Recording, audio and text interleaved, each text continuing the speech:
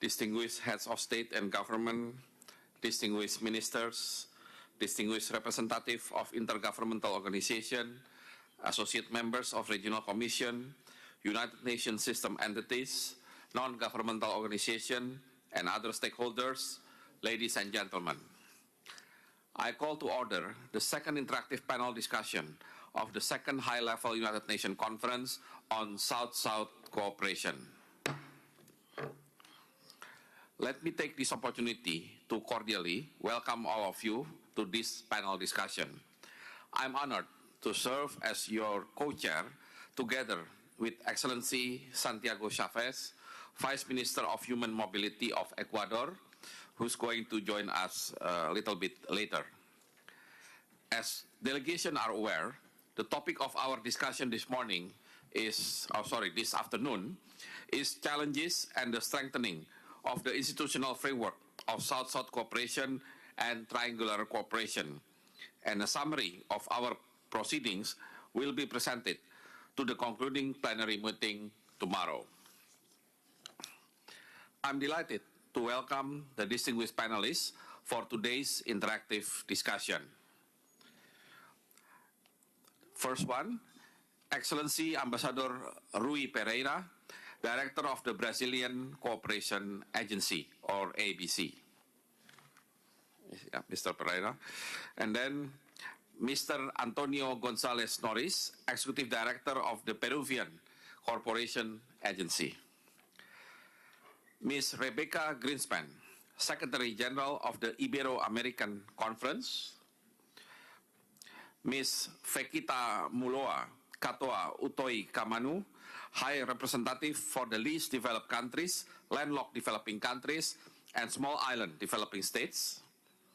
And last but not least, Professor Sachin Chaturvedi, Director General at the Research and Information System for Developing Countries, Ministry of Foreign Affairs, India. Before we proceed, I would like to make some introductory remarks. Cooperation among developing countries has become an important driver of economic and social development. Leveraging the plurality of approaches and mechanisms that constitute South-South cooperation, developing countries are making considerable progress in addressing the negative trends of epidemic disease, climate change, poor infrastructure, and other challenges that impede advances in human development.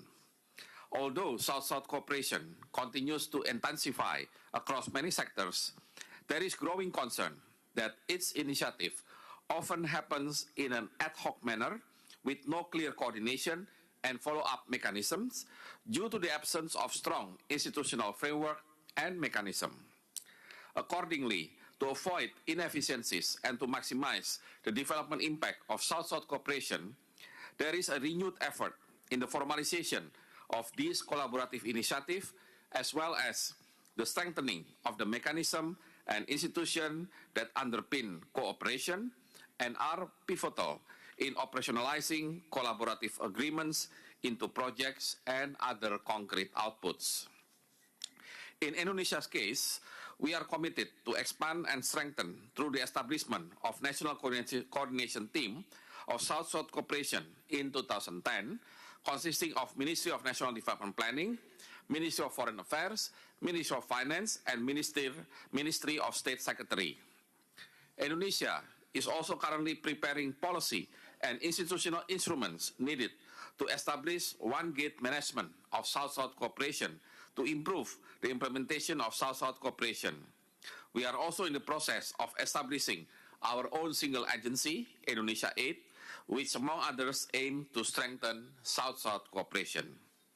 In light of this development in South-South cooperation, the discussion today will seek to shed light on the steps needed to strengthen the institutional mechanism and frameworks for South-South cooperation at the national, sub-regional, regional, and global levels. Identify the regulatory and policy frameworks, coordination mechanism, communications, project management tools, methodological innovation, as well as the necessary human and financial resources that underpin development cooperation. The presentation of these esteemed panelists and the ensuing discussion will provide a comprehensive overview of the efforts at facilitating the emergence of strengthened development cooperation entities that provide a single entry point for development assistance, leading to harmonization of policies, coherence, and better coordination of diverse actors, enabling a whole-of-government approach to South-South development cooperation. The discussion also provides an opportunity to explore the following questions. In light of the multi-stakeholder nature of South-South cooperation, what coordination mechanisms are needed to ensure a coherent whole-of-government approach to developing countries' cooperation activities? What lesson can be drawn from the establishment of regulatory frameworks for developing cooperation by Southern providers? What key actions are needed to enhance the monitoring, evaluation, and learning mechanism for South-South cooperation at the national and regional level? We look forward to engaging discussion and constructive recommendation on how to strengthen the institutional frameworks and mechanism for South-South and triangular cooperation.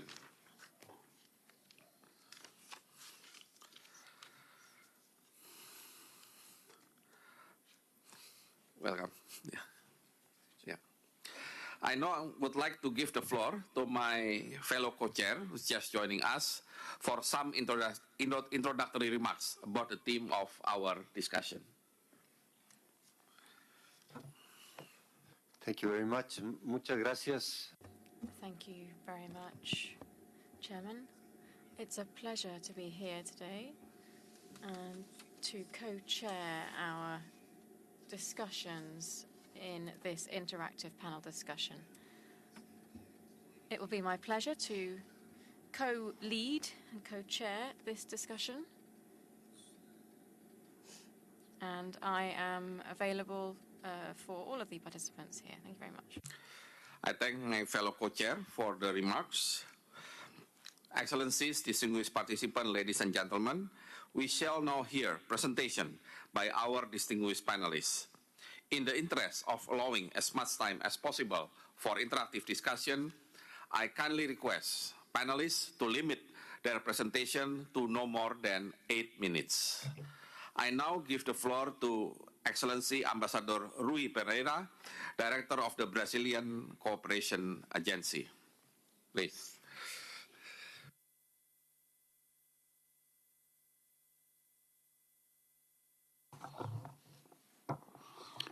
Muchas gracias, señor presidente. Thank you very much, Chairman. Good afternoon to all of you. Good afternoon to my fellow co-panelists, dear friends.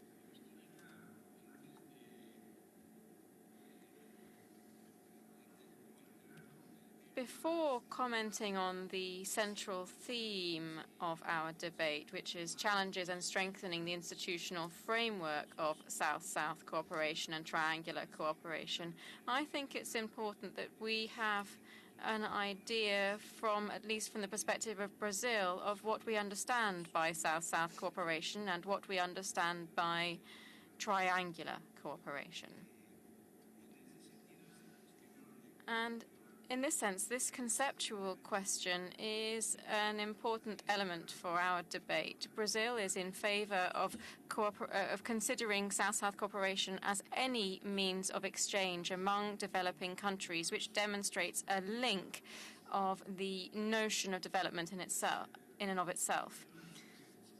It's a broad concept, of course, but we believe that this would, to a great extent, enable an exchange of different modalities for action which are currently separate and operate separately, in addition to stimulating potential new forms of association with the private sector and non-traditional stakeholders in international cooperation.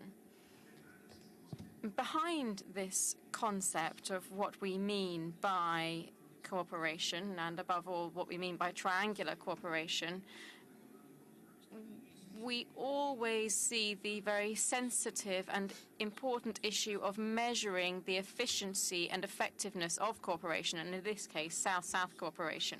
For us in Brazil, we believe that developing countries have a prerogative to design and validate on voluntary and mutually convenient bases the right measurements to measure South-South cooperation and to adopt and implement these, of course, in a non-binding way. This should be a policy-based decision for each country, and it shouldn't be binding.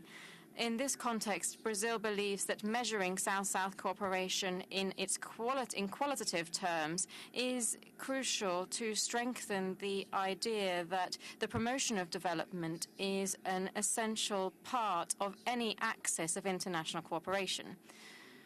Therefore, we shouldn't simply acknowledge the logic of using funding as the only characteristic of cooperation to promote development.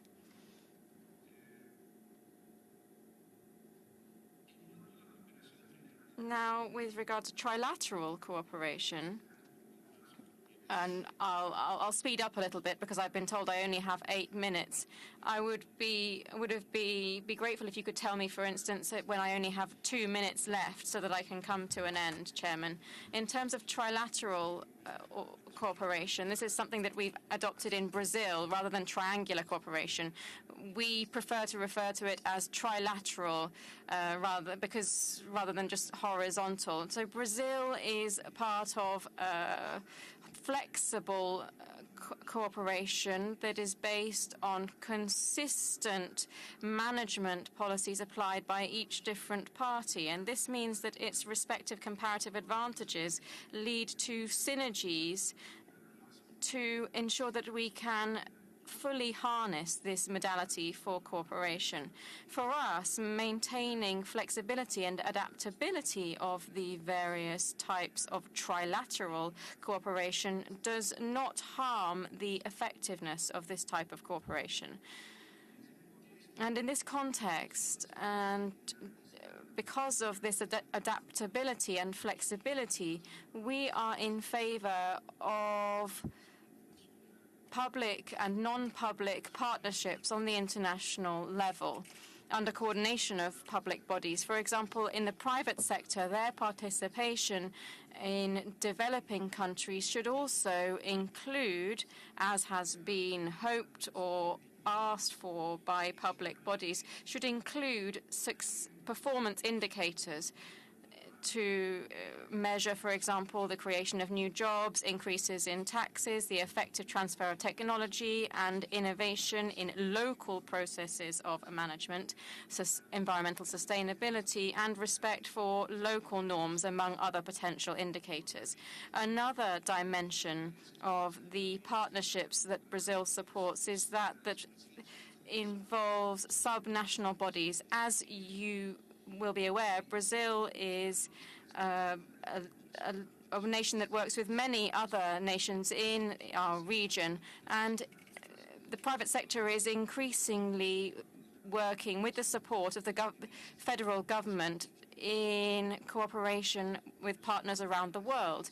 And we believe that this participation of subnational bodies can facilitate the adaptation of specific practices for local purposes based on the accumulated experience both of public and private agents in this area.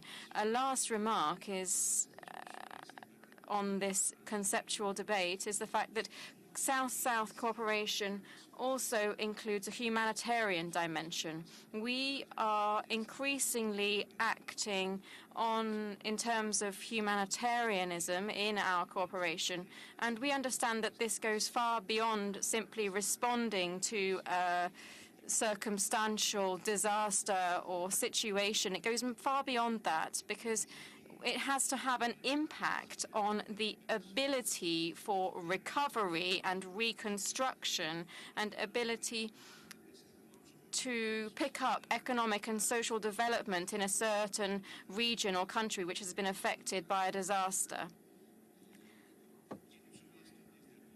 Therefore, from the conceptual perspective, I would very briefly like to say that the Brazilian Cooperation Agency that I'm honored to lead prioritizes strengthening the structures for managing international cooperation in developing countries. That's our experience. And we have developed over the 32 years of our existence tools for management in this regard, and we've accumulated quite significant experience there. I'll briefly refer to just some of this accumulated experience that I think could also lead the way or perhaps provide interesting suggestions for the future. Among the cooperation agencies of the South, we are currently building a technology transfer process among these cooperation agencies with the agency in Tunisia.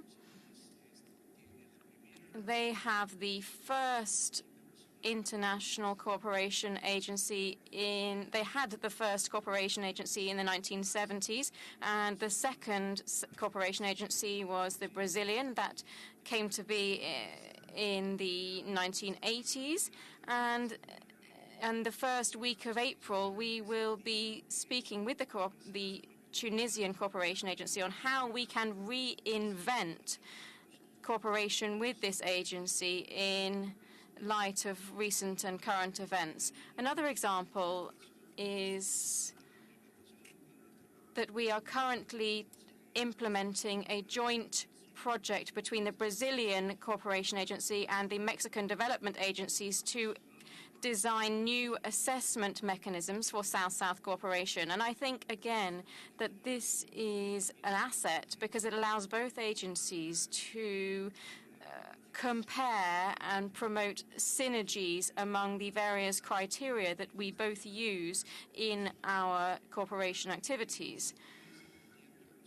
We have also been working with the Chilean Cooperation Agency, and here this project is very important because we are going to exchange staff from the Brazilian agency to the Chilean agency and from the Chilean agency to the Brazilian agency over the course of this year. And I think that this will allow us to have a very interesting mutual transfer of knowledge in our internal management and assessment processes. At a regional and multilateral level, the Brazilian agency is also involved in the Ibero-American program for the strengthening of South-South cooperation of the Ibero-American Secretary General, and the representative of the Secretary General is here, Ms. Greenspan.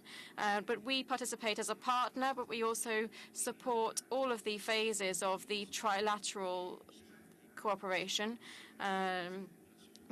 in a trilateral cooperation with a Japanese cooperation agency as well, which is aimed at promoting cooperation among the local parts of government among developing countries. So we basically seek to ensure that we are constantly involved in the dialogue on cooperation.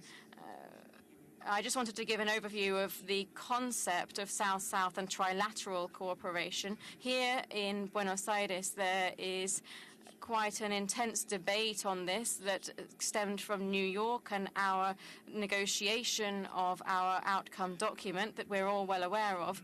But we also seek to act at a bilateral level and at a regional level as well as at a multilateral level to ensure the constant development of systems, mechanisms, and practice for our internal methods of work within the Brazilian agency so that we can address the new challenges that we have to grapple with, particularly with regard to the implementation of the Sustainable Development Goals of the 2030 Agenda, which in and of itself pose for many countries of the Global South a significant challenge in terms of our management ability and our ability to intervene within our own governments and partners. Thank you very much. I thank Ambassador Rui Pereira for your statement. I would like now to give the floor to Mr. Antonio Gonzalez Noris, Executive Director of the Peruvian Cooperation Agency. Please limit your presentation to 8 minutes. Muchas gracias, Presidente. Thank you very much, Chairman. And greetings to all of the representatives here. I will try to make some remarks related to the issue of strengthening the institutional framework of South-South cooperation and triangular cooperation based on the reality that has been revealed by this great international conference of the UN system, which demonstrates to us the relevance of multilateralism.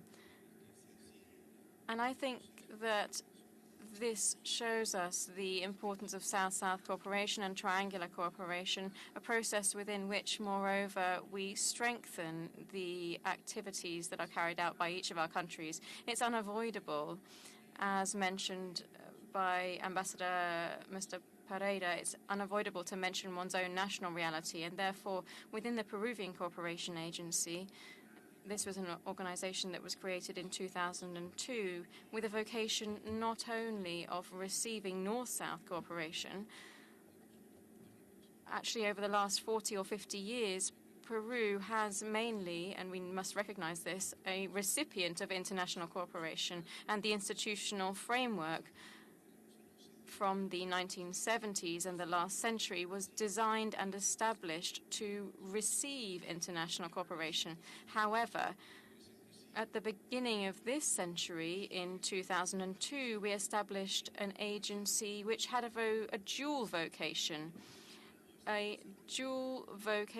which we continue to work on, but I am pleased that we are already carrying out almost 100 different projects as providers of international cooperation. So my country is in the process of consolidating its position as a provider of international cooperation. And this, without doubt, requires an institutional framework to allow us to direct this South-South and triangular cooperation.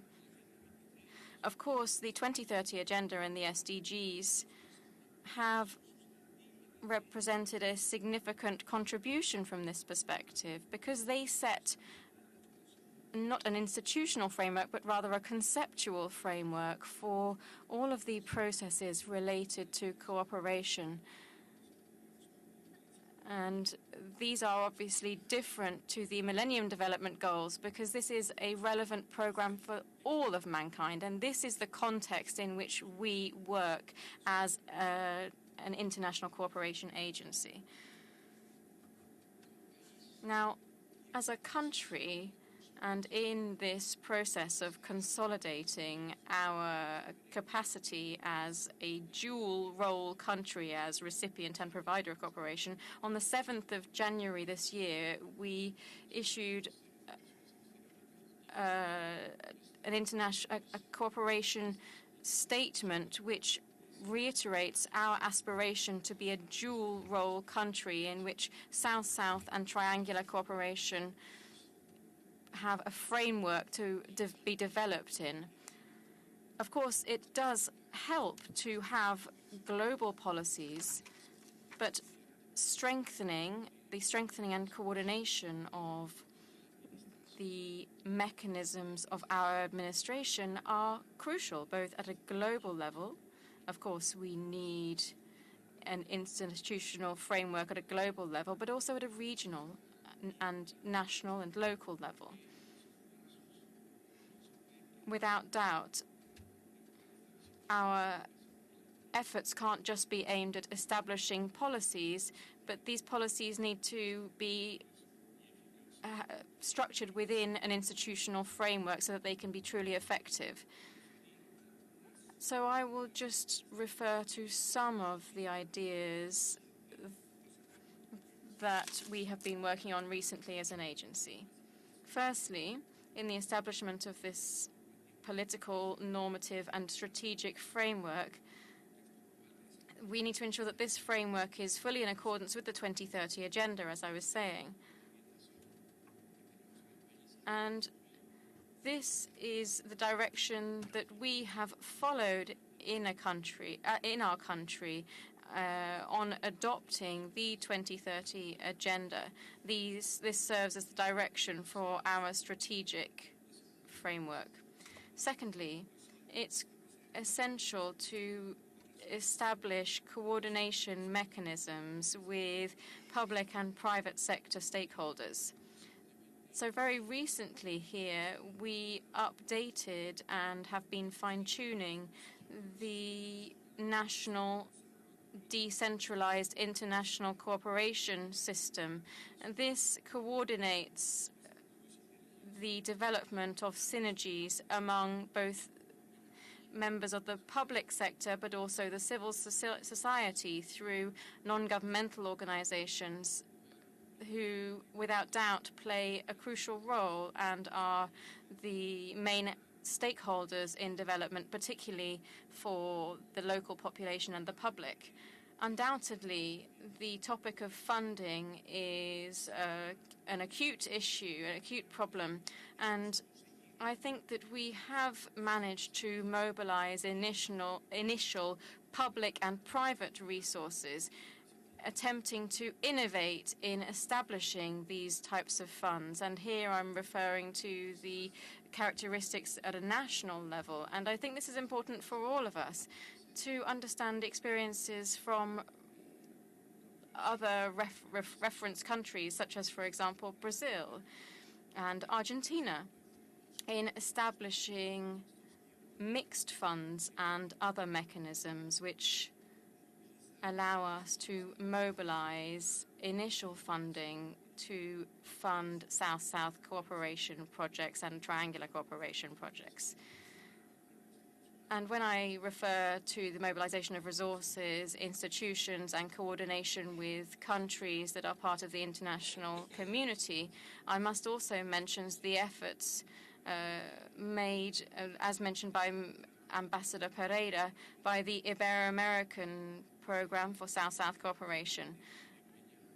And this works to promote the strengthening of this institutional framework through capacity building, building methodologies and systems. And this also works to establish mechanisms to be able to measure South-South cooperation and to develop methodologies, procedures and indicators which allow us to understand how much progress we have made and to understand these results. We must also understand the work of the Global Alliance on Triangular for Effective Development Cooperation, and Peru is a part of that, and this can serve as a platform for multiple stakeholders for the exchange of triangular cooperation as a means of implementing the 2030 agenda. By way of conclusion, we would like to reiterate our commitment to play a proactive role in building consensuses which will extend the scope, quality, and impact of South-South and triangular cooperation for development, hand in hand with our partners from the United Nations, particularly in the context of our country's dual role. Thank you very much. I thank Mr. Antonio Gonzalez Norris for your statement. And the first two speakers already mentioned the role of the Ibero-American Conference. So I would like now to give the floor to Ms. Rebecca Greenspan, Secretary General of Ibero-American Conference. 8 minutes, please. Muchísimas gracias. Thank you very much, dear Chair. I would particularly like to greet my co-chairs and the directors of the Brazilian Cooperation Agency, Rui Pereira of the Peruvian Cooperation Agency, Mr. Gonzalez. I would like to say that you are both examples of leaders in building South-South cooperation and ensuring the effectiveness of cooperation agencies that have been established over the last few years in our region. Thank you very much, and I would like to also greet my other colleagues on the panel, Ms. Faketa Meloa Katoa Toikamanu and Professor Sachin Chaturvedi. I'm very pleased to be here. I'd like to also congratulate Argentina for the agreement that you reached, which means that that will be adopted tomorrow, and also to say that it is a pleasure to be here 40 years after the adoption of the Buenos Aires Plan of Action. I'd also like to thank the institutions, because the topic that convenes us here today is institutions. Institutions are defined by their people, their mechanisms, and their means of working. But above all, an institution is defined by its vision, its aims, and its values. Therefore, I think that we should also look back to the values of 1978 by rereading this very ambitious agenda set out in the Plan of Action, to understand the route that we have followed up to now. And I would like to recall that in the Buenos Aires Plan of Action, it was said that the expansion of relations and international relations and the interdependence of nations is gradually increasing, and this interdependence requires participation that is equal and sovereign in the leading of international relations and an equitable distribution of the benefits therefrom. This should be equal and sovereign, and I think that we need to understand these as the values of South-South and triangular cooperation. Therefore, the first challenge that is faced by institutionalizing cooperation is ensuring that they play a leading role and that they pick up, have their own vision, which goes beyond ad hoc projects, which really goes to the heart of how we interrelate with the world and what our values are in doing so. So what are the values of South-South and triangular cooperation? The first is horizontality, the second is solidarity and trust among peers, consensus on the concept of South-South cooperation and the methodologies, and the belief that there is no country that is rich enough that has nothing to learn, and no country that is so poor that it has nothing to teach. And this is something that has guided every step in our institutional journey. We need to both be looking inwards and outwards in our relations with others. So I would like to talk about what this institutionalized process has been at an Ibero-American level.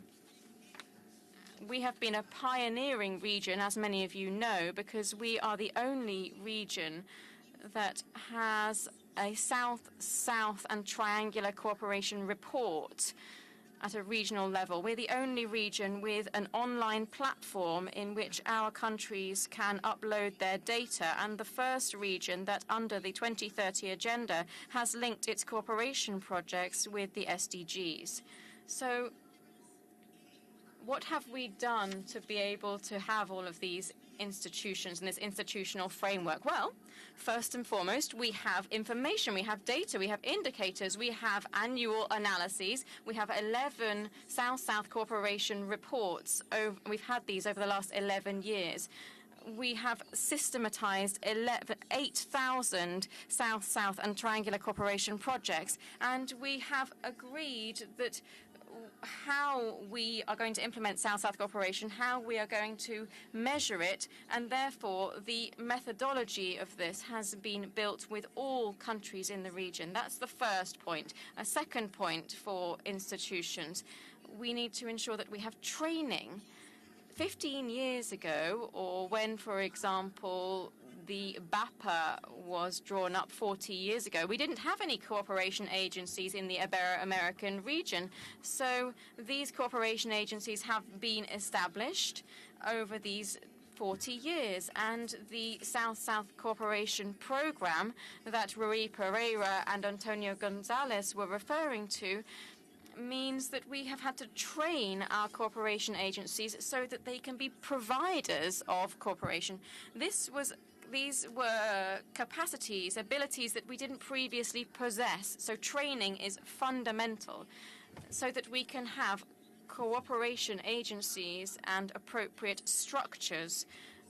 A third point is the institutional ecosystem. We have a meeting of all of the directors and leaders of cooperation within our region.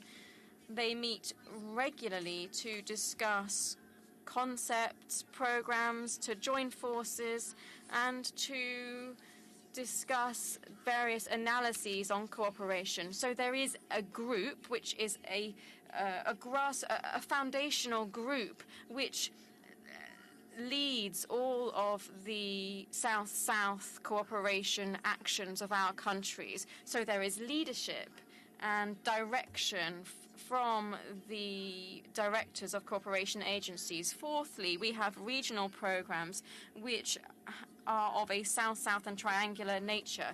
These programs break the dichotomy between donor and recipient, and we all contribute to funding the program in accordance with our needs and to ensure that we have the necessary resources to do so. So our cooperation platform is based on the values of South-South cooperation that I referred to earlier. And finally, in closing, because I have less than 1 minute left, within the Ibero-American Secretary General, we are a platform for support and a follow-up framework, but we are never a substitute for stakeholders, our actors. They continue to be the countries themselves, organizations or groups, be they of young people, of women, of local communities, but we never substitute either the action or the stakeholders that we promote or that we support.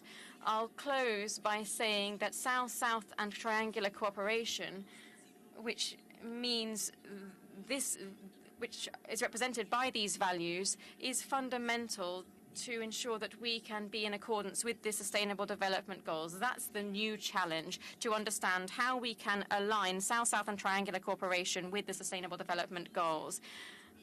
And finally, dear friends, I just wanted to say that the Sustainable Development Goals are success of multilateralism, which further require the success of new forms of cooperation. I think that all of us here are convinced that on the other side of the Sustainable Development Goals, there is a better world, and South-South and triangular cooperation are the right instrument to reach that other side and to meet the aspirations of our citizens. Thank you very much.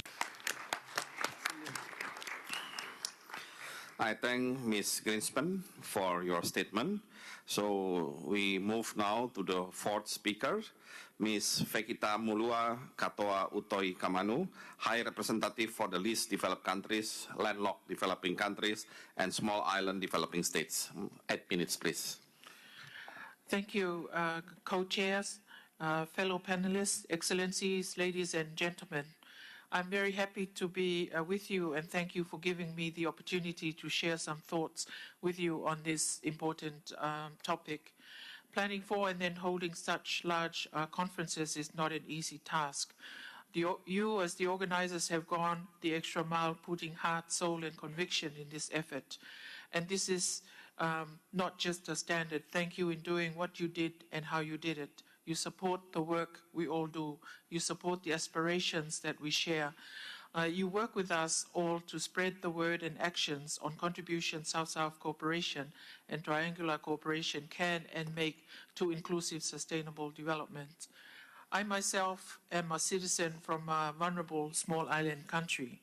So for me, now being the High Representative for the most vulnerable countries, and our conversation here on the challenges and the strengthening of the institutional framework of South-South and triangular cooperation is very special and full responsibility. Like for many aspects of life, it is one thing to read and hear about them and another to live them, experience them in your own soul and body. Vulnerability for me is not an abstract. Rising sea levels are not an abstract. No access to clean energy, being left out from technology advances. This is all real when you live in a vulnerable country. But who are the most vulnerable countries? Now, our common globe counts 91 countries with a combined population of 1.1 billion classified vulnerable. They all face multiple and complex development challenges and have the least capacities to address these challenges. The good thing, if I may use this word, is that the last couple of decades have seen an upward trend on South-South cooperation. This cooperation is broad and covers areas such as trade, technology transfer, development finance and infrastructure, and now to addressing climate change, health epidemics, and migration. This is, as we have recalled since yesterday, a critical contribution, a contribution that must grow in working with vulnerable countries to advance the implementation of their sustainable development agenda. I have personally seen South-South cooperation at work in my previous positions.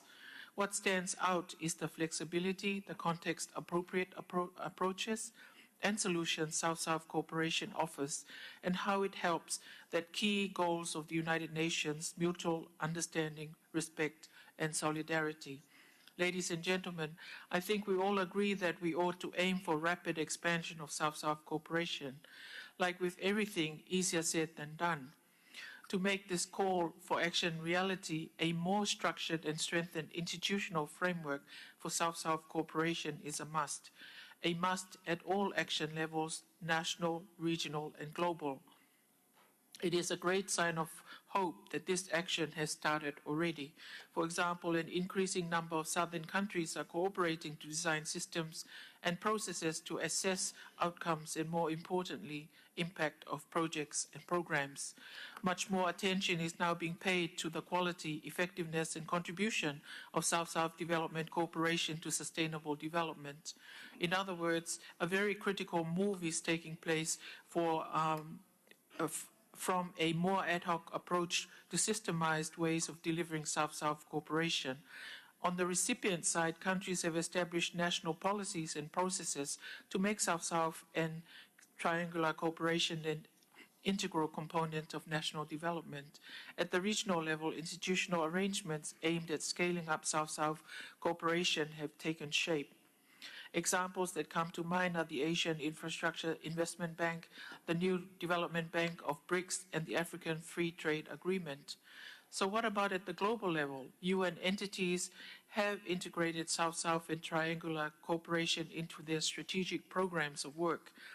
We call these mainstream, so South-South cooperation no longer is an exception, but must be the rule.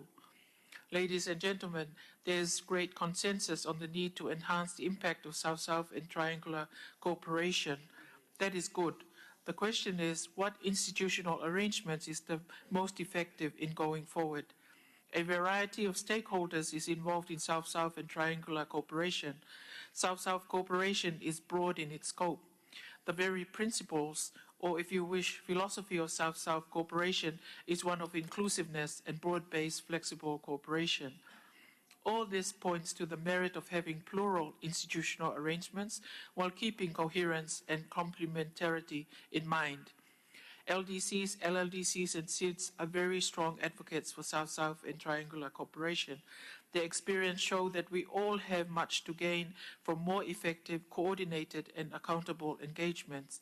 Ultimately, it's about generating impact for people and impact that we must accelerate.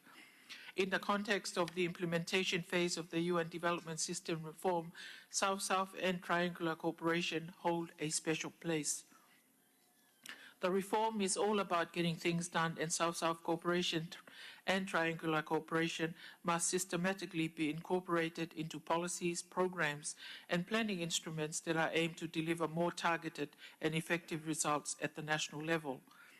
The state of play of South-South and triangular cooperation could also usefully be reviewed in global and regional reporting processes on international development frameworks.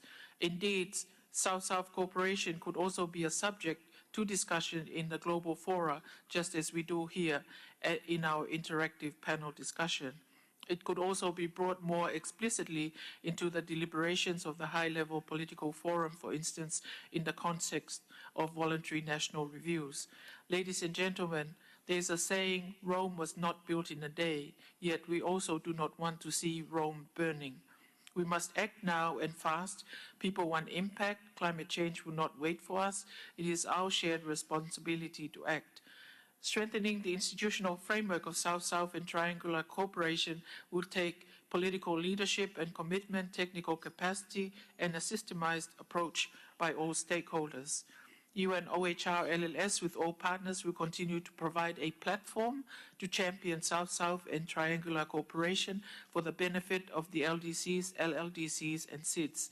OHR LLS is deeply committed to working with partners from around the globe, north, south, east, and west. This is all our shared globe, and I want to say as a team, we ought to have one goal: deliver on the 2030 agenda for the world's most vulnerable countries and peoples to ensure we leave no one behind. I look forward to listening to you, to insightful deliberations and innovative thoughts. Thank you.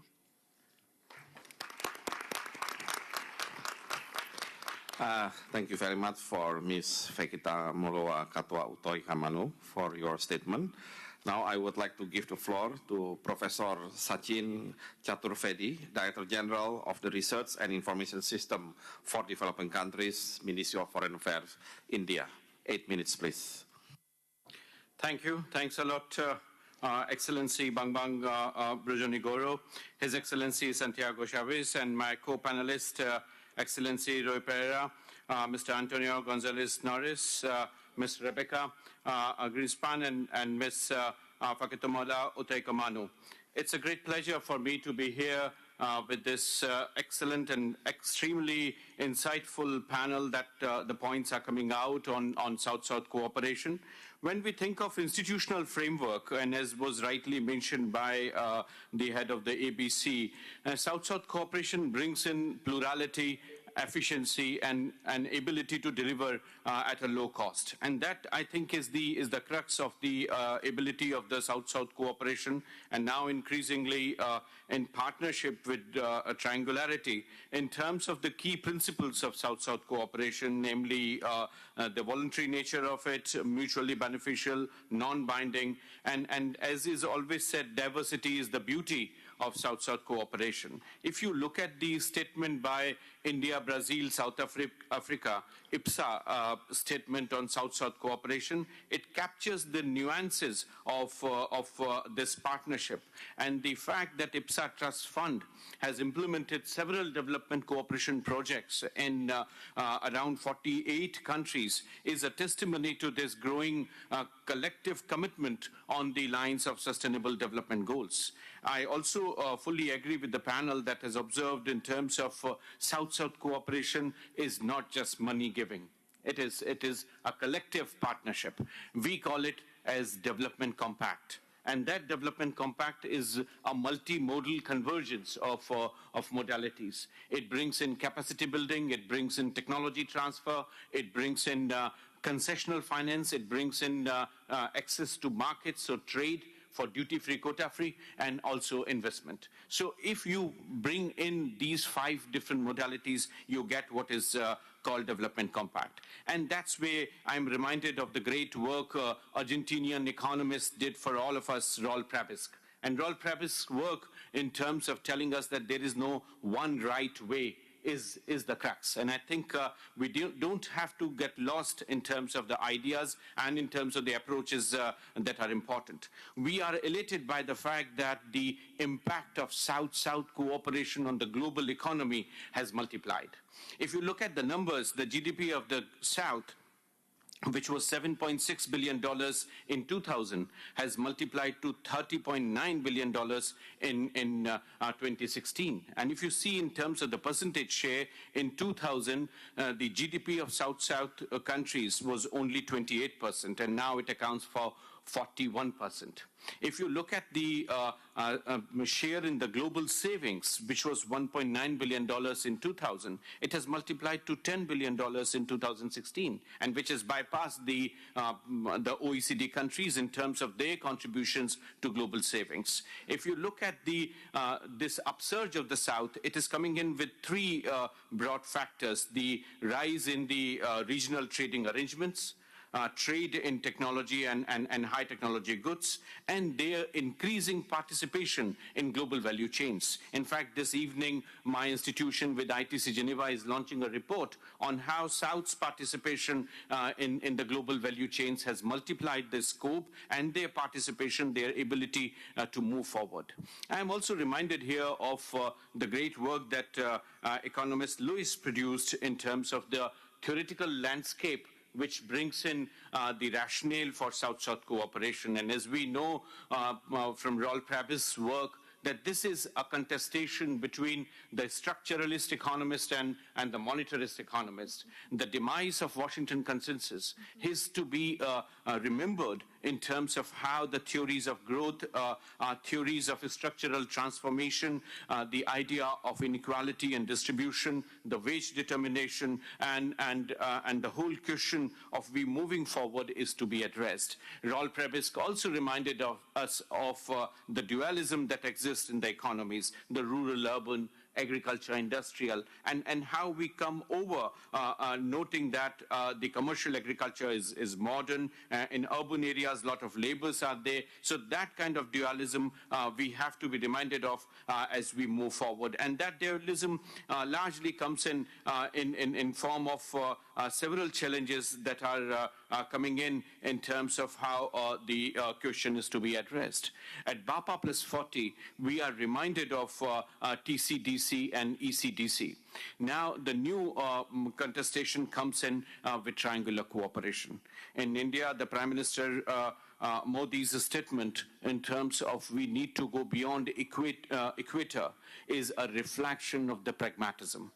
We are not pressing for South-South cooperation as a distinct reality, but any effort to bring in the unique principles of South-South cooperation under one framework of reporting, under one framework of monitoring and evaluation, in my view, would be losing out on the plurality and the diversity of South-South cooperation. The beauty of South-South cooperation is in the various facets of its existence, and that gives the rationale, the substance, and the commitment that it has. So any effort to bring uniform monetary and evaluation framework would not be correct. And South-South cooperation would monitor whom? It is a horizontal partnership. It is not to monitor anyone. It is for participation. And that participation would better be assessed through impact assessment. I fully understand that with the rise of the civil society, with the rise of social media, the governments are answerable. And that answerability comes in with more methods with impact assessment. We have formed what is called as the network of southern think tanks. Brazil, South Africa, Argentina, Mexico, China, India, we are all part of this NEST network. And there we are trying to see how southern methodologies can come up. We don't have to follow DFID or USID methodologies for impact assessment. We have to have the element of what we call as endogeneity within the process of assessment, and that would provide us the idea of how we can bring this dimension forward. I also would like to close by mentioning that India has recently made several efforts in terms of bringing development to the countries. Prime Minister Modi has launched what is called as Initiative for Small Island Developing Countries with Commonwealth countries, and also the idea of what we are going through with new changes in India with what we learned from Bolsa Familia in Brazil in terms of biometric identification. We call it Aadhaar scheme. So that's a huge effort in terms of bringing financial inclusion. And the idea is that more and more people should get into the formal banking regime, which is trying to address the question of their partnership and also trying to bring in growth to everyone by making the whole process extremely inclusive. I would stop here. Thank you. Thank you very much, Professor Chaturvedi, for your statement. Excellencies, distinguished and delegates, we have listened to all 5 speakers. The floor is now open for an interactive discussion. Participants wishing to take the floor are requested to press the button on their consoles. In order to ensure maximum participation, intervention should not exceed 3 minutes only. To facilitate the interactive nature of our discussion, delegations are encouraged not to deliver prepared statements. To assist speakers in this regard, a timer has been installed on the screen. So when the clock signifies that the 3 minutes have been exhausted, speakers are kindly requested to conclude your statements. When necessary, the co-chairs will remind speakers when they have exceeded their time limit. I thank you for your cooperation. I would like to recall that pursuant to General Assembly Resolution number 71/318, the conference, including the panel discussion, will be open to participation by representatives of all participating states, intergovernmental organizations, relevant entities of United Nations system, accredited civil society organizations, and other stakeholders. We will make every effort to ensure that each category of participants is given the opportunity to speak, time permitting. I now give the floor.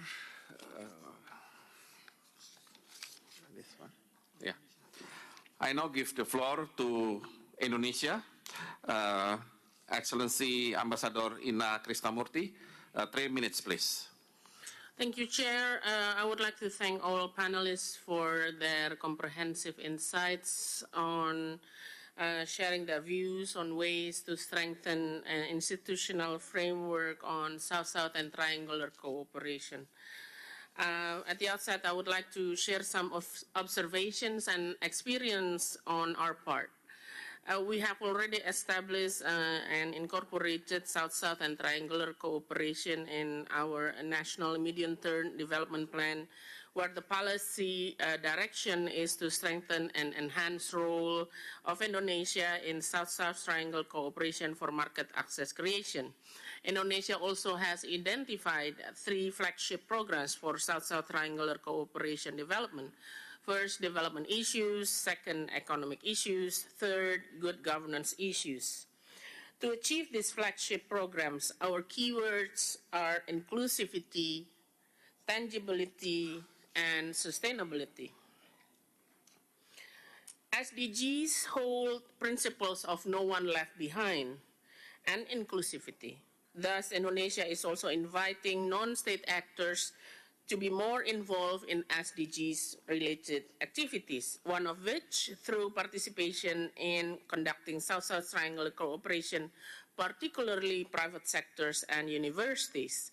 In this regard, we have formulated the guidelines of multi-stakeholders partnership as toolkit reference for actors in working together, assisting the implementation of national development agenda.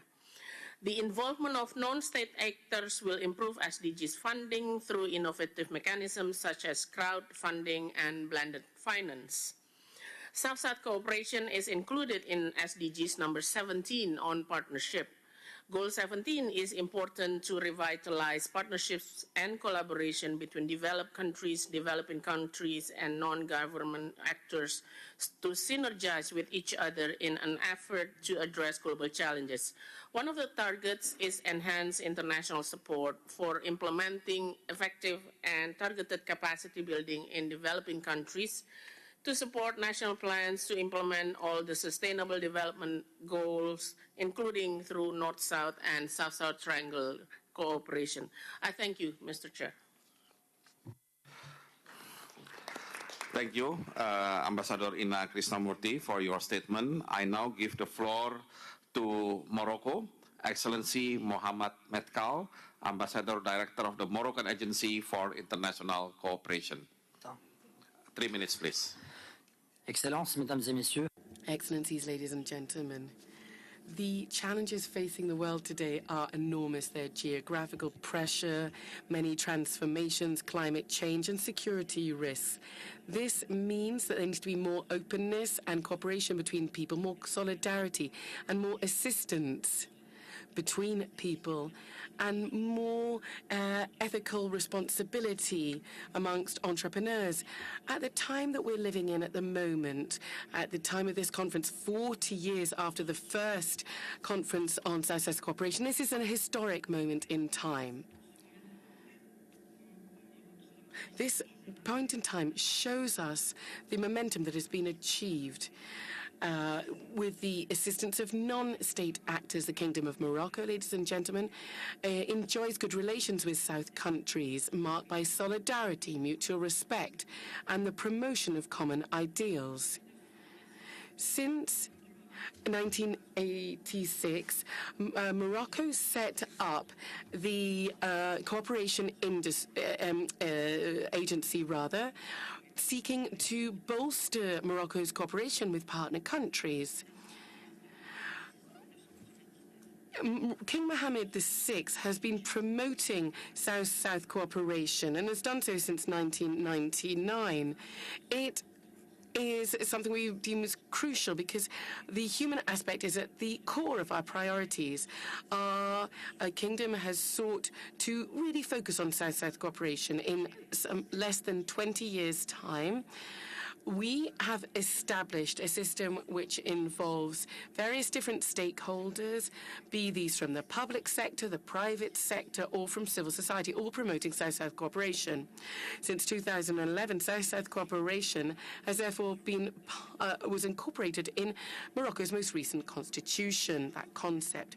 Through the Moroccan International Cooperation Agency, we have set up an international network for South-South and triangular cooperation.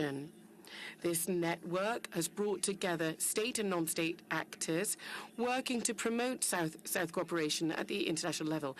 It enables the sharing of experience and information to promote innovative financing and funding for joint innovations that help all.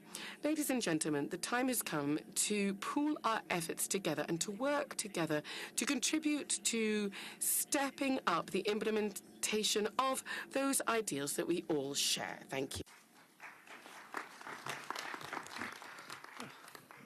I thank Excellency Mohamed Mektal from Morocco for your statement. I would like now to give the floor to Excellency Abdul Kalam Abdul Momen, Minister for Foreign Affairs of Bangladesh, and also Panel 1 co-chair. 3 minutes, Minister. Thank you, sir. Good afternoon. I thank all the panelists for their very substantive presentations. Our experience says that although 40 years after the BAPA conference have passed, we have not been able to strengthen the institutional framework for South-South cooperation. At least the current framework is not being able to address the challenges facing this South-South cooperation and support its ever-growing demand. I'll share a few thoughts on it. First, BAPA is still very relevant for us, and regrettably, it is yet to be realized fully. And intergovernmental processes must include SSC in their discussions. There are some areas where South-South cooperation is more preferred. For example, climate change, biodiversity, global health, digital divide, armed conflicts, poverty elevation, for example. Second, UN systems should be in a better position to do the job of implementing BAPA. The offices which support South-South cooperation, such as UN Office of South-South Cooperation, must be strengthened. Third, all relevant UN entities will have to integrate SSC and TC fully into their programs. They should support SSC in their respective areas of competence. Each such office should have an SSC focal point to liaise among them and with relevant government or private sector to facilitate SSC. About an institutional example, WIPO's patent matchmaking may be a good example where countries of the South may find patented technology at a favorable condition. Fourth, UNDS has now been repositioned At the country level, when the UNDAF is prepared, SSC needs to be included as a priority area. An SSC focal point must be identified in the RC's office so that he or she can coordinate well with relevant officers of the country level to implement initiatives undertaken at the SSC framework. Fifth, considering the importance of institutional framework for advancing SSC and TC, Bangladesh is about to set up a South-South Center on Knowledge and Innovation, which will leverage the existing systems, resources, and expertise in the area of knowledge and innovation, particularly in the wake of Fourth Industrial Revolution. Sixth, political will is essential for fostering the spirit of South-South cooperation. Hence, I propose that we form a forum of relevant ministers, such as finance, foreign, development ministers of the South. Time is running out, and therefore, we should set up it quickly. Thank you, sir. Thank you very much, Minister of Foreign Affairs of Bangladesh, for your statement. Now, as I mentioned before, we also have speakers, aside from participating states, also from the UN system. I would like to call to seat number 193, Office of the United Nations Commissioner for Human Rights, Mr. Obiora Sinedu Okafor. Okay, over there.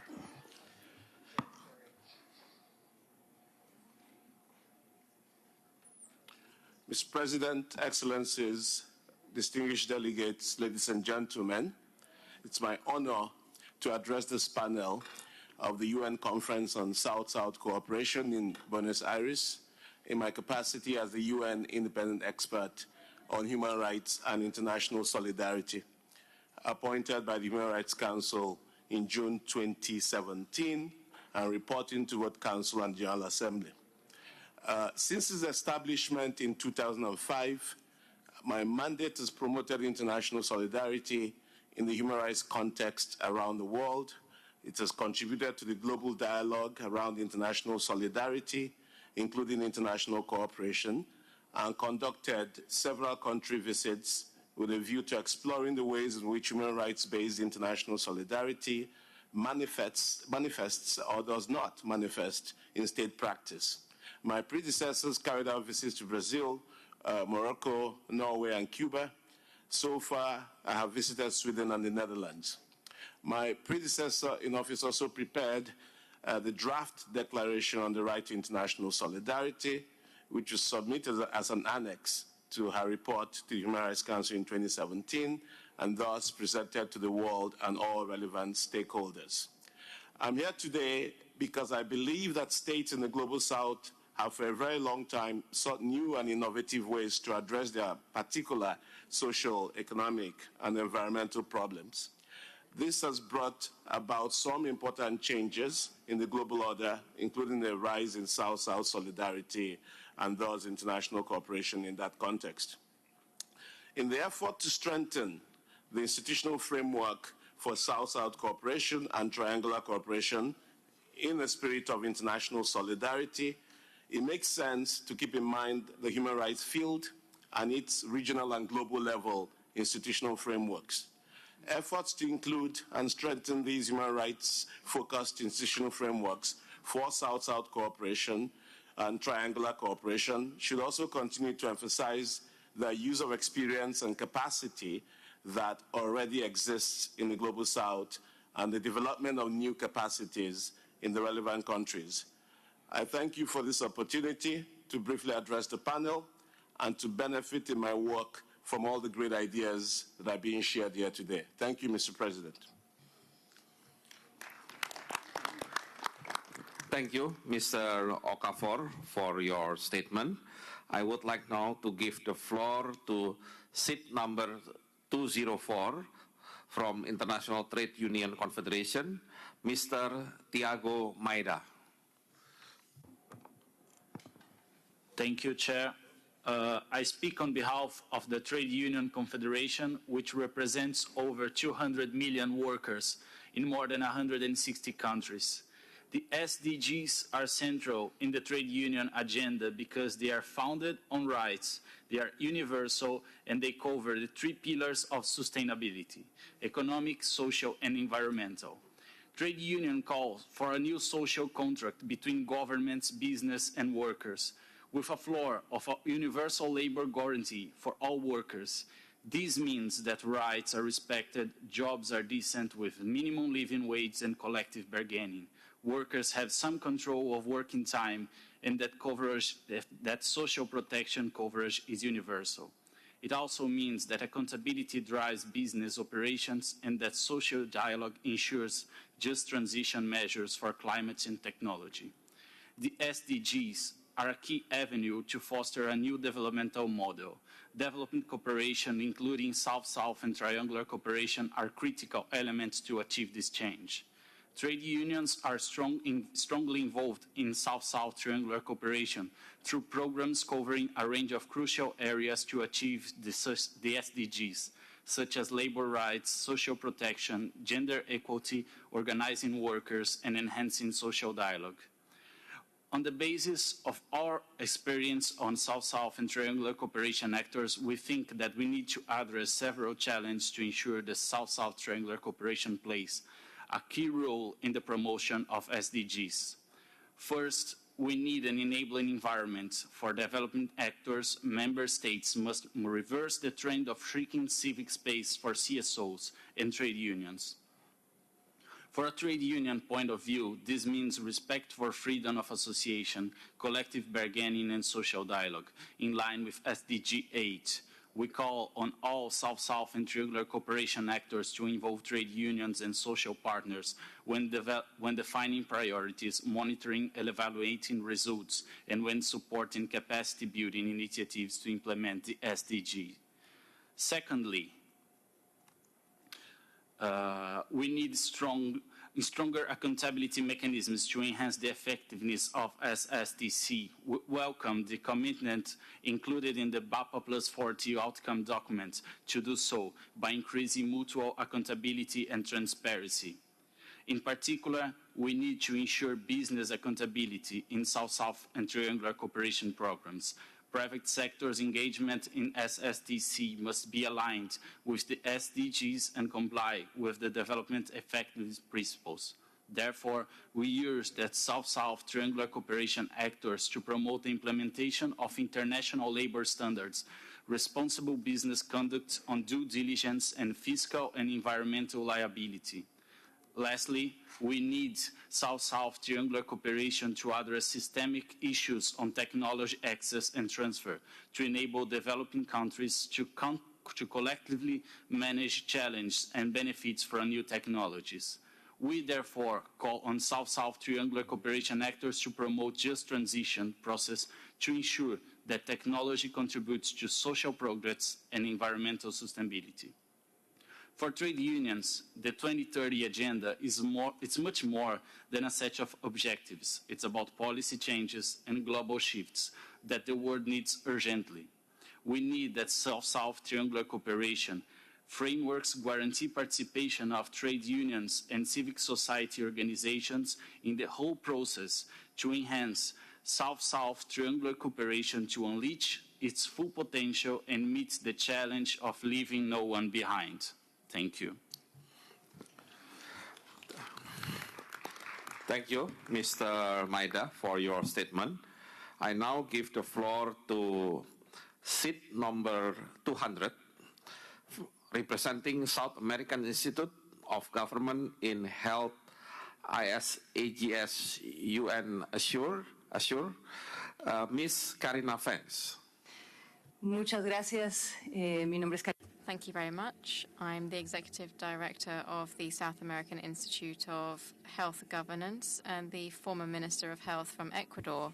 I would like to begin by thanking the panelists and the Argentinian government for organizing this event together with the United Nations, which is without doubt of great relevance for the South American region. And here I would like to share an experience of cooperation in our region related to health, which shows some of the key mechanisms for South-South cooperation. And I would like to share some of the examples of the achievements that we've made at regional level.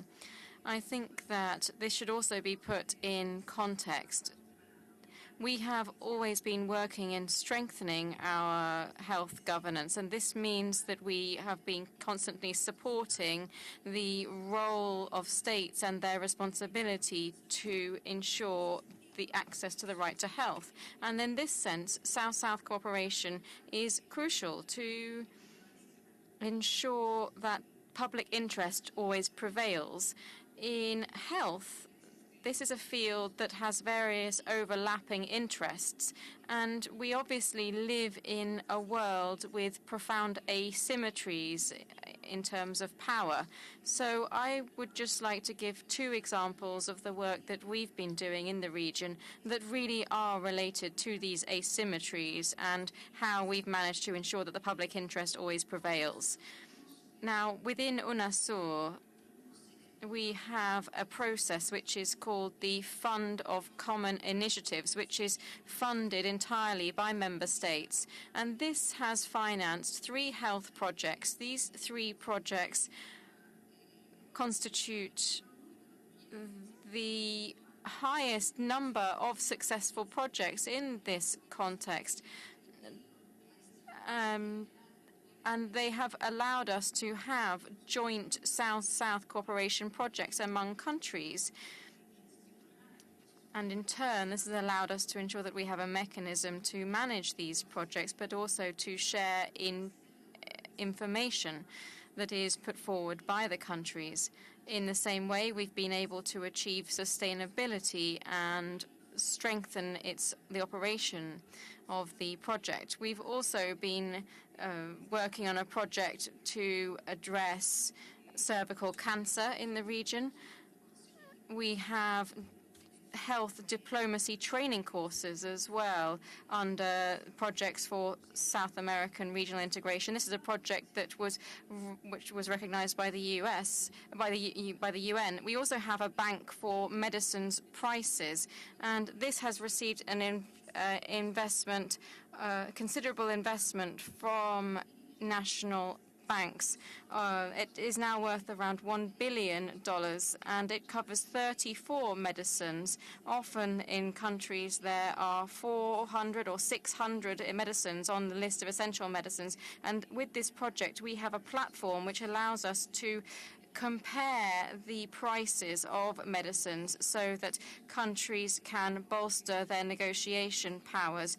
This is information that should be publicly available, but it's very complex for countries to obtain it. So this mechanism obviously allows us, on the basis of the political determination or will of countries, to strengthen our negotiation mechanisms to further our access to health. Thank you. I thank Ms. Vance for your statement. Before we listen to the next speaker on the list, I would like to hand over to my fellow co-chair, Excellency Santiago Chavez, Vice Minister of Human Mobility of Ecuador, and invite him to conduct our proceedings. Muchas gracias. Thank you very much. I'd like to thank my colleague in the co-chair, His Excellency Mr. Bambang Brojonegoro, Minister for National Planning for Development of Indonesia. We'll now continue with our interactive debate, and I'll now give the floor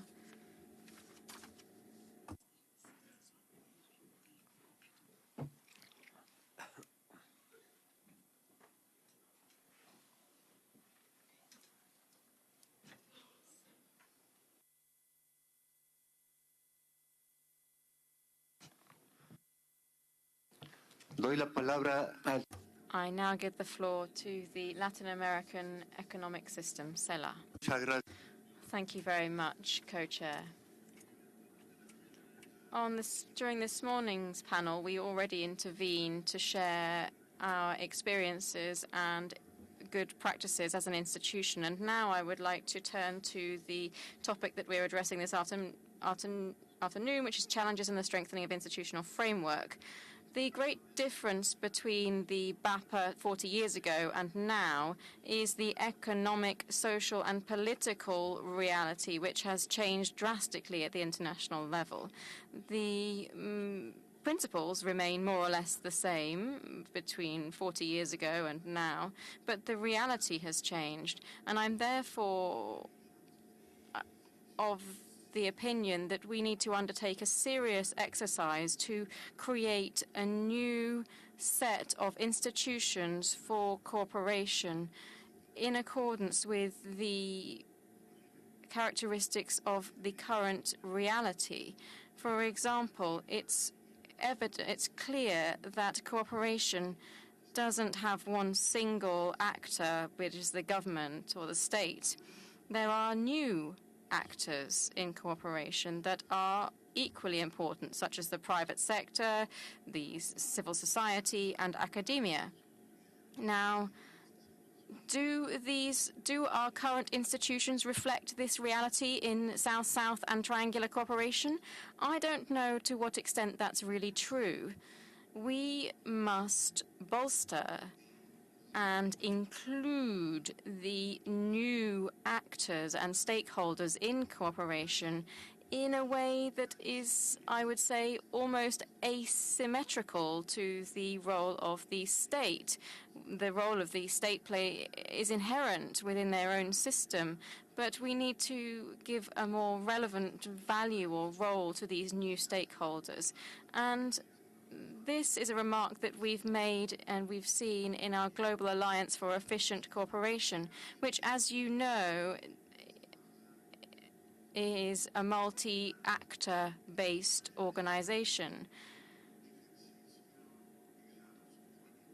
However, for the moment, the Global Alliance is a political and academic movement, but it isn't necessarily suited to the current nature of cooperation and the institutions that we have for cooperation. This doesn't mean that this has been a failure. On the contrary, there has been great success from South-South and triangular cooperation within our region, but we also need to be visionary enough to include these new relevant stakeholders that are just as relevant as foreign ministries or the state.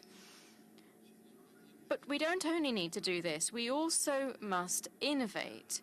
For example, to create an interactive digital platform and an inclusive platform to include these new stakeholders so that this platform is not only a platform, for example, that already exists. We already have an excellent one to register information, but we need a platform to promote, to create South-South and triangular cooperation. And I'll leave it there. Thank you very much. Muchas gracias. Thank you very much to Sela. I would now like to give the floor to the Commonwealth Secretariat. Está in seat 198. Co-Chair. The Commonwealth Secretariat aligns itself with the discussion in regard to the strengthening of the institutional framework for South-South cooperation and triangular cooperation.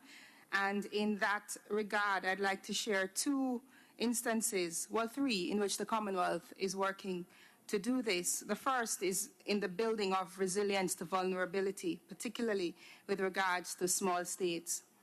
In addition to challenges of size and remoteness, small states in the Commonwealth are especially susceptible to external shocks such as global financial crisis and natural disasters, often with devastating socioeconomic consequences. And quantifying the level of vulnerability and developing the most appropriate policy response to these threats has not been easy. Some vulnerabilities are easy to track through macroeconomic indicators. In 2013, for example, the average gross domestic product in Commonwealth small states was at 2.23%, well below the global average. We've moved somewhat from that, but it's still not as we'd like it. Other vulnerabilities related to the environment, governance, and societal factors are more difficult to measure and must be understood in a broader context. So we decided to embark on the construction of the Vulnerability Resilience Framework. This was established in 2004 in partnership with the University of Malta, where we developed indices to measure the ability of countries to absorb external shocks. International institutions now use this resilience framework to take a country's vulnerability into account when they determine its eligibility for concessional finance. At the same time, governments can use it to make decisions on the best policy interventions and adjust national priorities accordingly to meet the needs of their citizens. The second I'd like to share is our work in enterprise risk management, where we are working with countries such as the Gambia and Sierra Leone to look at how risk management can assist with good governance and fragility. Technical assistance is provided by the Commonwealth Secretariat through our Technical Cooperation Fund in developing an ERM framework, policy framework for governments, and to train key officials on risk management for the effective implementation of various projects.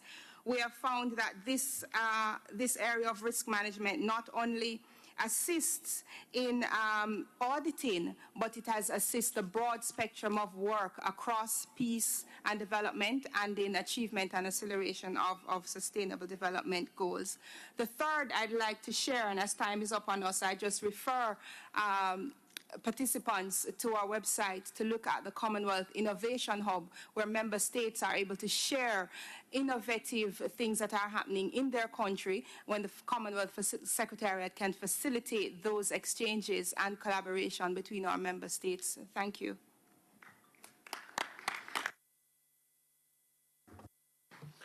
Muchas gracias. Thank you very much. The Secretariat has informed me that I can see one request for the floor down there.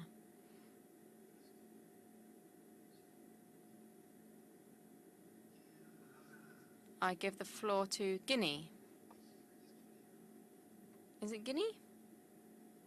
Please, go ahead. Merci beaucoup. Thank you very much, Mr. Co-Chair, sir. Thank you for giving me the floor. I would like to say that when we talk about the topic of this round table, it's important to underscore the difficulties and constraints and obstacles in terms of implementing South-South cooperation and triangular cooperation. Indeed, there is poor integration of this type of international cooperation and difficulties with the planning strategies of least developed countries, the weaknesses of beneficiary countries into structures, and also along with the fact that there are numerous different stakeholders and procedures that manage this particular modality. What happens is that LDC's administrations encounter difficulties. And so for this reason, I just wanted to make the following recommendations. In order to tackle these issues, my delegation would recommend strengthening the institutional map for managing South-South cooperation at the national, sub-regional, and international levels. The idea would be to integrate this better into planning strategies and coordination strategies, and also strategies to build partnerships. It would be a recommendation to bolster statistical capacity. This is because least developed countries don't have available data or have insufficient data on South-South cooperation. The data that is available often seems to be in the hands of the donor countries much more than the developing countries. My last recommendation is as follows. I would like the principles enshrined in the Paris Declaration to be upheld, the effectiveness of aid, in order to streamline the ownership of South-South cooperation by LDCs. The idea would be to harmonize various different partner policies. There are more than 25 strategic partnerships, but these are difficult to manage. And this means that it is difficult to manage South-South cooperation effectively. Furthermore, there's a need to promote results-based action. There's a need to ensure that South-South cooperation is indeed focused on the needs of the LDCs. The Ministerial Conference of the LDCs on ownership and monitoring of the outcome document that's going to be adopted tomorrow, that my government wishes to host in Conakry in 2019, later this year. This conference should provide for a roadmap and a shared platform for LDCs to swiftly implement the 2030 Sustainable Development Agenda and to effectively implement the LDC's decade, and also at the same time focus on harnessing everything we can from South-South cooperation. Thank you. Muchas gracias al representante. Thank you very much to the representative of Guinea. If there are any other delegations that would like to intervene or take the floor, please press the button on your respective consoles.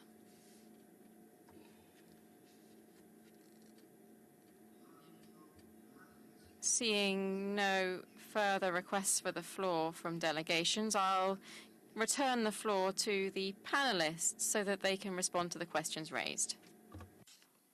Por favor, tiene la palabra. I give the floor to Ambassador Rui Pereira, Director of the Brazilian Cooperation Agency. Muchas gracias, señor. Thank you very much, Chairman.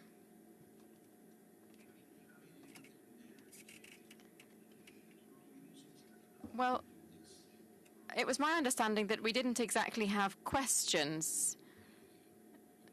I heard comments, views, suggestions, and they were all very welcome, and they're all very valuable inputs for us here on the panel. I took down several of these here on my notepad.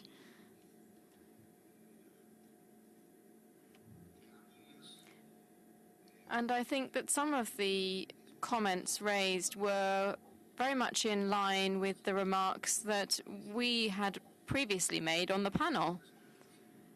For example, I would just point to some of the ideas that were raised in the plenary, which I think that we have all referred to, which is that, for example, of the new concepts, or rather the new arrangements, to be able to update and continue to make headway with our new modalities of South-South and triangular cooperation. I think that we heard particularly about everything related to the involvement of the private sector. I and other panelists had already commented on about our concern to involve these new stakeholders in South-South and trilateral cooperation activities. I also heard a statement or two referring to the matter of local manifestations of cooperation projects, which could indeed have an impact on progressing and advancing South-South cooperation. So I would say that in relation not only to my own opening statement, but also everything that I've heard from the panelists here, I would say that we have quite a broad convergence of concepts and comments between the explanations that we provided at the beginning of this interactive panel discussion and the various statements that we heard from the delegates in this meeting. But if there are indeed any questions, I would be delighted if they could be raised, because I believe that from dialogue we could continue to make further progress in formulating and crafting the ideas that we put forward in our initial presentation. So thank you very much, Chairman. Muchas gracias, Thank you very much, Ambassador. I now give the floor to Mr. Antonio Gonzalez Nori, Executive Director of the Peruvian Cooperation Agency. Thank you very much, Chairman. Indeed, I think that from all of the statements made, I think there are some issues that it is worth flagging and also taking up on a higher level, because the Secretariat should actually be taking down what is being said here and present it tomorrow at the plenary. One pre-conclusion that I took down is that we need to strengthen our capacities, not only of public institutions, but also all development stakeholders. I think that we need to practice what we preach, and that is horizontality. Through that, I mean strengthening capacities, capacity building for all development stakeholders and not only for public entities. Secondly, without doubt, we need to improve the effectiveness of South-South cooperation. We need to focus on results. I think it's very difficult, at least there is no agreement on the methodology to measure the impact of South-South and triangular cooperation. But I do think that we can present the results thereof. And up to now, the results have shown that with resources, we can achieve important impacts, not in all cases, but we can have significant impacts, and we can learn a great deal from these cooperation projects. Having said all of this as well, without doubt, we need to develop and exchange methodologies for monitoring and evaluation and for measuring South-South cooperation, raising the profile of such cooperation in achieving the 2030 agenda. And in various events and in the exhibition room, I have seen various publications that report on the efforts of countries, but also of international organizations, particularly referring to the goals and targets of the 2030 agenda. This would, of course, require us improving our data gathering systems, and some efforts are also being made there. So in summary, I think that we need to develop tools to identify and try to systematize experiences and good practices both within the private and public sector, so that we can improve and enhance the relevance of South-South and triangular cooperation. Thank you very much, Chairman. Thank you also. I'll now give the floor to Ms. Rebecca Greenspan, Secretary General of the Ibero-American Conference.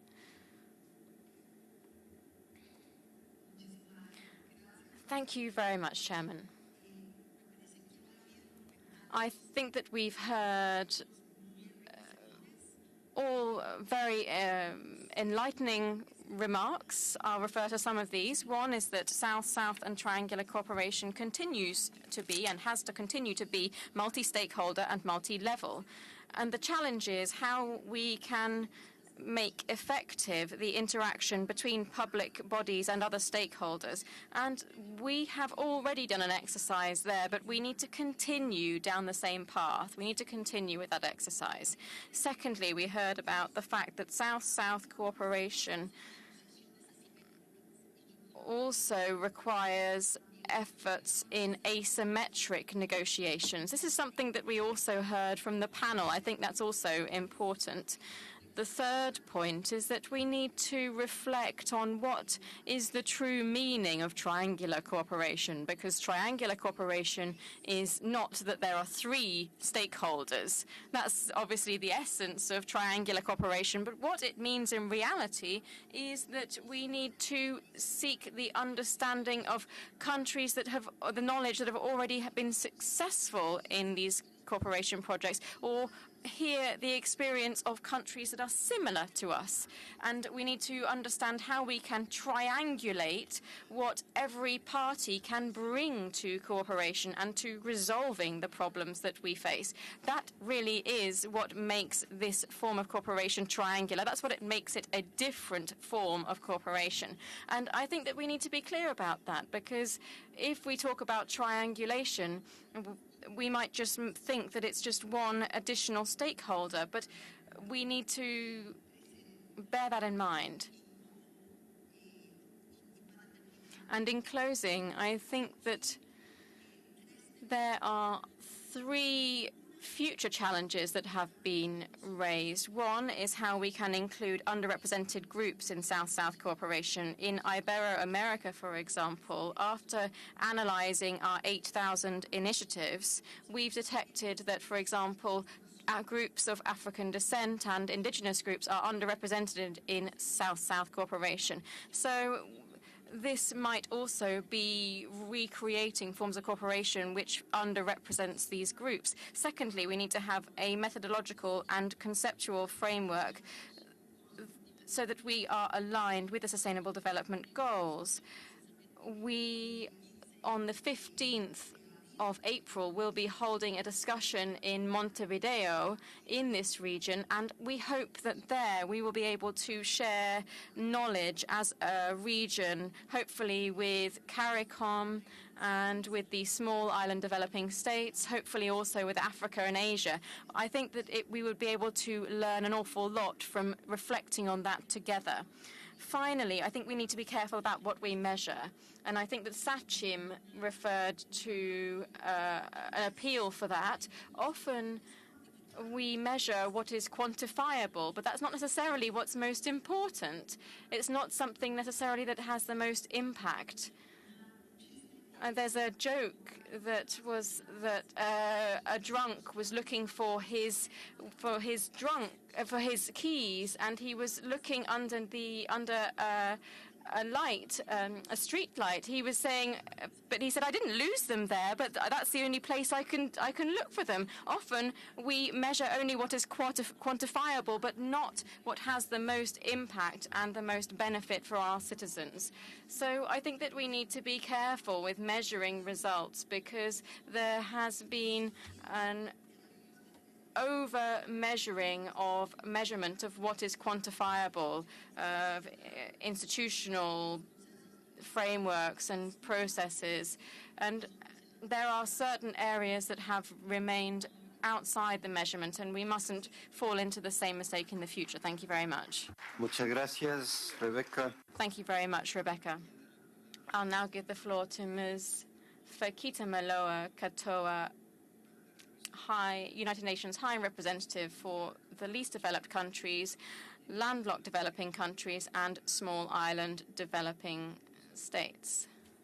Please go ahead.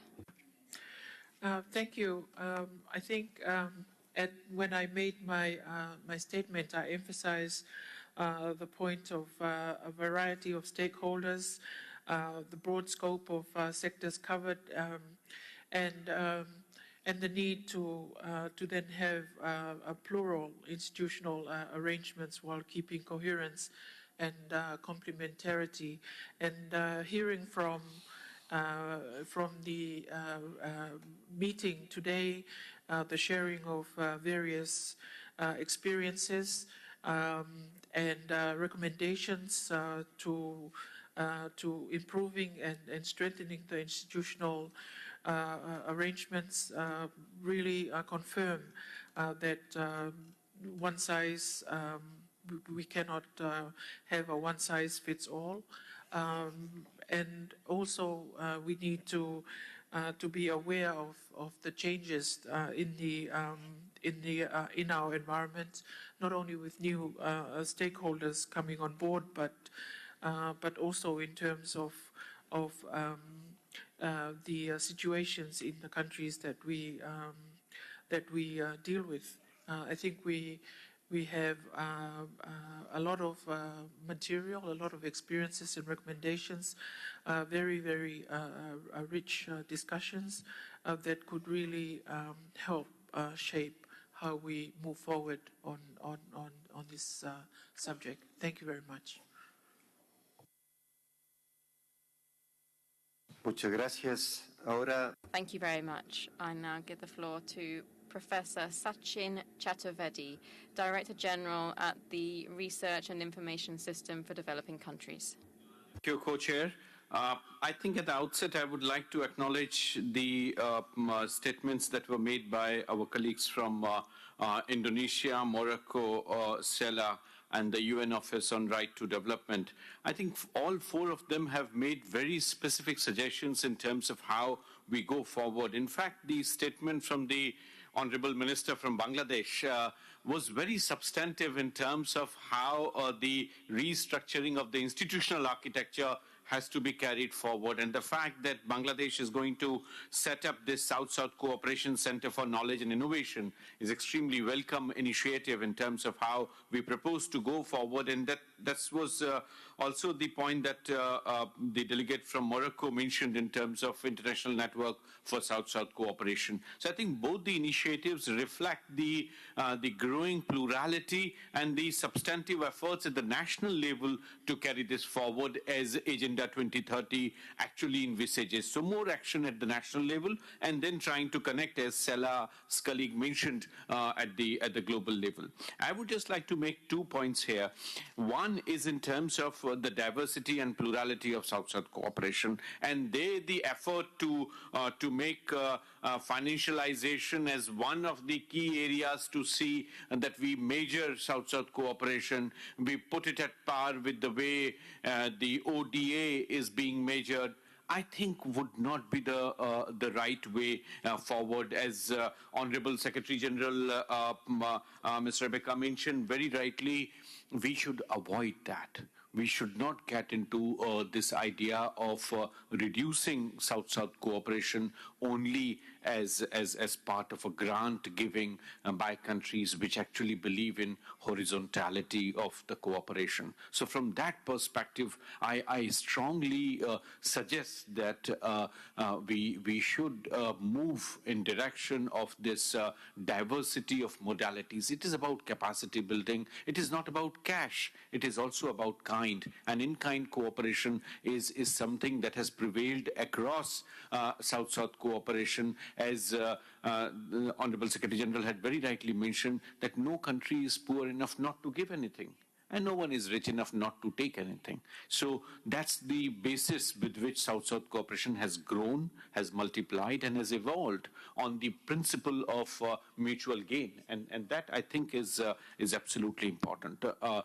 We have been, for last 6 years, in partnership with the UN Office on South-South Cooperation and the Ministry of External Affairs of the Government of India, have been running what is called as Delhi process. And in this Delhi process, after the BAPA+40, the way beyond in August, third week of August in New Delhi, we would be holding a conference to assess the outcome and trying to see how South can collectively move forward in terms of their own impact assessment, their own methodologies, and reflecting the very plurality that South-South cooperation brings on the table. Thank you.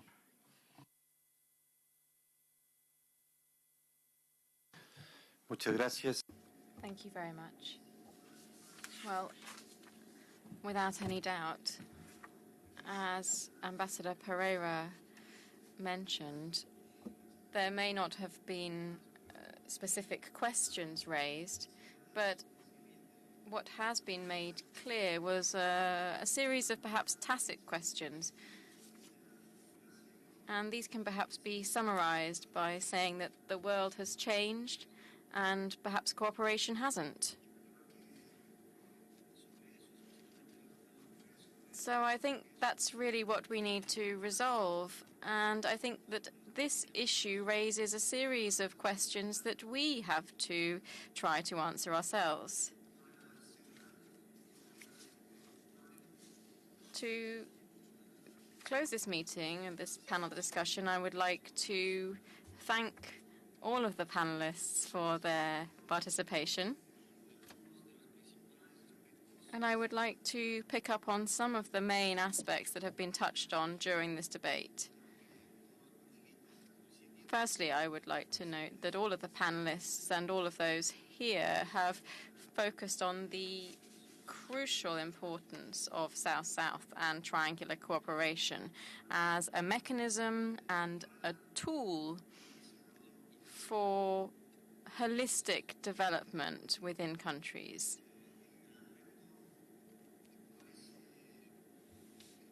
Now, the great challenge that we appear to be facing today is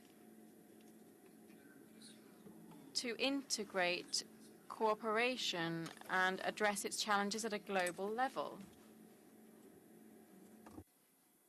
La necesidad de encontrar.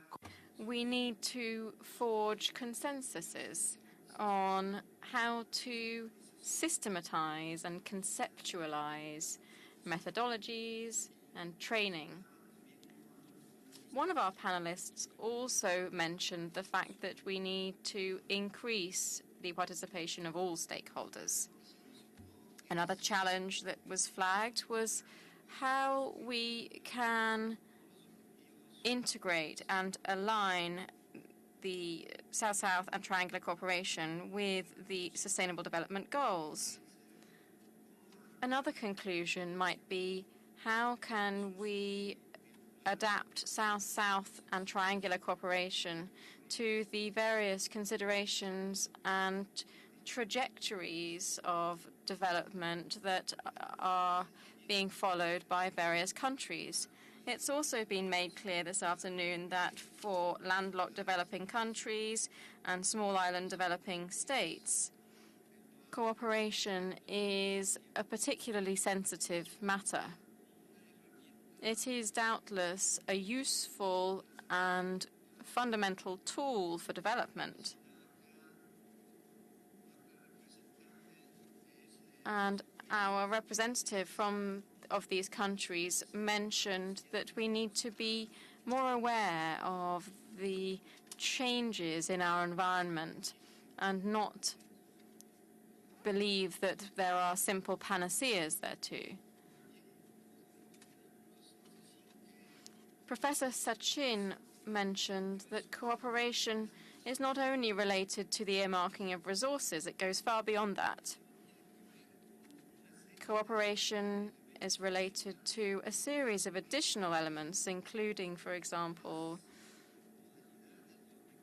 the modalities and mechanisms and the need to seek greater consensuses and to have greater visibility and grant greater visibility to groups and sectors that, in all likelihood, or I'm sure, are underrepresented. It was also made clear that there's a very significant nexus and direct link between the economy and South-South cooperation, that both things go hand in hand. South-South cooperation and triangular cooperation, as was said here, need to have an impact on human rights and solidarity. Rebecca Greenspan highlighted that South-South and triangular cooperation is a suitable way to bolster multilateralism.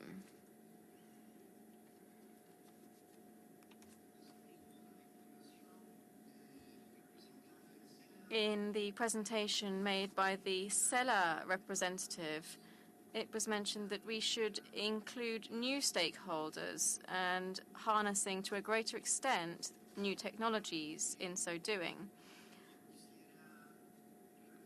In closing, I would like to recall what one of the representatives mentioned in the meeting yesterday morning. If I remember rightly, it was the representative of Mexico. They were referring to the topic of South-South cooperation within our region, in this region.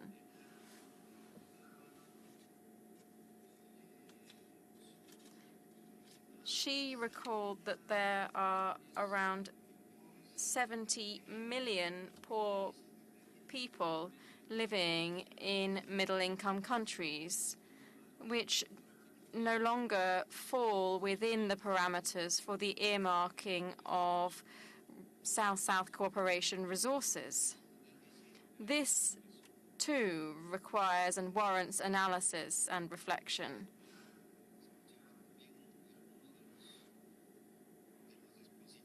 I also heard